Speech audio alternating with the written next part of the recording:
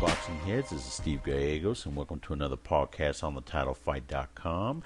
We're going to review this past Saturday night's Boxing After Dark triple header from Verona, New York. The night started off with Mexican lightweight title holder Miguel Vazquez taking on Mayfield-Herrera. This fight wasn't the prettiest at times, as Vazquez chose to hit and run for most of the night. Quintero, a very good boxer-puncher, was the aggressor and did his best to engage Vazquez into exchanges and had some good moments of his own in this fight, in which there were many close rounds. The end result would be a split decision victory for Vazquez.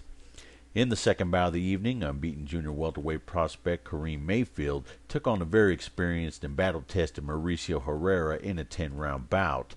You may remember Herrera from his war with Mike Alvarado this past April. This was a good test for Mayfield against a top veteran.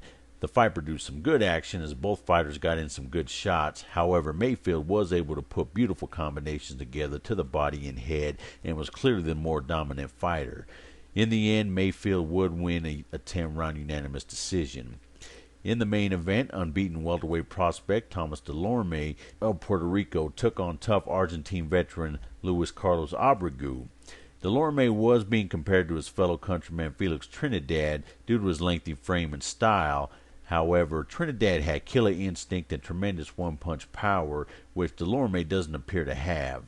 Abregu's only loss came to Timothy Bradley in 2010, and he is 4-0 since that fight, so you know Dulorme was going to have his hands full. Dulorme boxed well in the first two rounds. However, Abregu was able to land a terrific right hand in the third, which rocked Dulorme and would send him to the canvas, and he was in jeopardy of being stopped.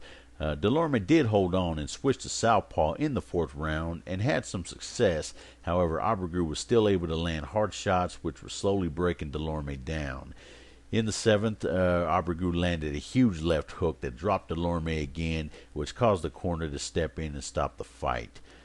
Great win for Abregu, who, like his fellow countrymen Sergio Martinez, Lucas Matisse, and Marcos Maidana, spoiled the plans of another young fighter. A tough loss for the young Dulorme, and this is the kind of fight that can either make or break a young fighter. Hopefully he can use this fight as a learning experience going forward in his career. Now, before we go, we just want to pay tribute to the great trainer and HBO commentator Emanuel Stewart, who passed away this past Thursday. The famed Kronk trainer from Detroit trained numerous world champions such as the great Tommy Hearns, as well as heavyweight champions Lennox Lewis and the Klitschko brothers. He brought his wealth of boxing knowledge to ringside as he served as a commentator for HBO for over a decade.